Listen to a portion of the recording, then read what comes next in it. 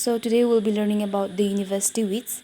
The University Wits, they are a reference to a group of late 16th century and early 17th century English dramatists who were known for their academic backgrounds. And the term University Wits is believed to have been coined by John Marston in his play Histriomatics, published in 1599. The group of writers included Christopher Mallory, Robert Greene, Thomas Kitt, Thomas Nash, Thomas Lodge, John Lilly, and George Peele, all of whom had attended universities such as Oxford and Cambridge universities, and also they were known for their literary achievements in their respective fields. These writers were also known for bringing classical literature and ideals to the forefront of English literature and also for revolutionizing the English stage. So here's a little bit of information about the time in which the University Wits wrote. They wrote during the Elizabethan era, and during the Elizabethan era, the English theatre was primarily made up of plays that were either religious in nature or were penned down by nobles. And the University Wits, however, revolutionized the theatre by introducing a new form of drama that emphasized on intellectualism and depicted characters and situations that were closer to everyday life.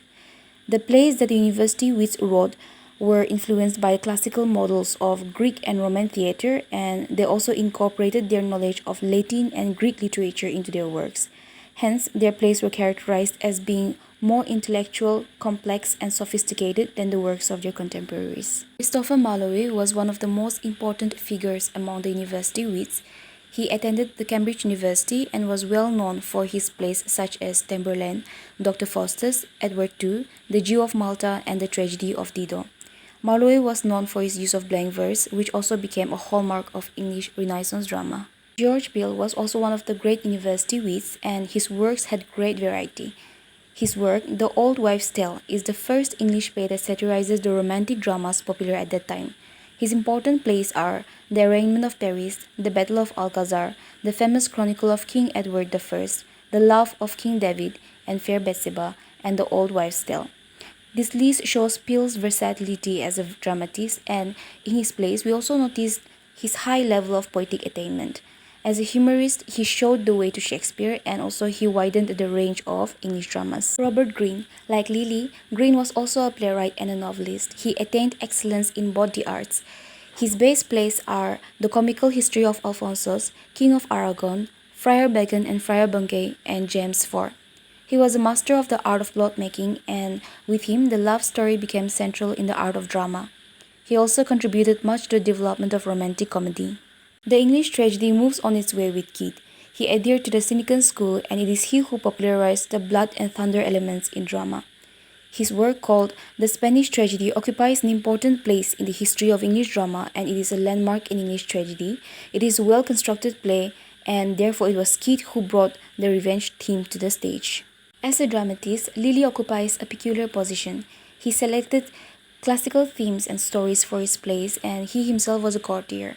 He wrote 8 plays in all, and they are Campaspe, Seppo and Pau, Galatea, Endymion, The Man in the Moon, Midas, Mother Bombi, Love's Metamorphosis, and The Woman in the Moon.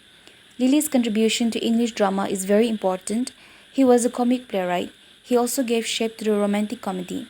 Suitable blank verse was used in his comedies, and he also added to drama the qualities of delicacy, grace, charm, and subtlety. Lilly is credited with the invention of a new literary genre called Euphuism.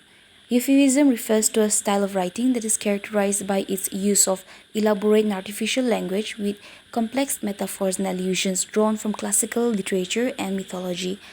Although this style of writing was seen as exaggerated and difficult to follow by some of their contemporaries, it was highly influential in shaping the development of English prose. The university wits were also known for their involvement in social and political issues of their time. For example, Thomas Lodge wrote several plays that were critical of the Spanish policy of colonization in the New World.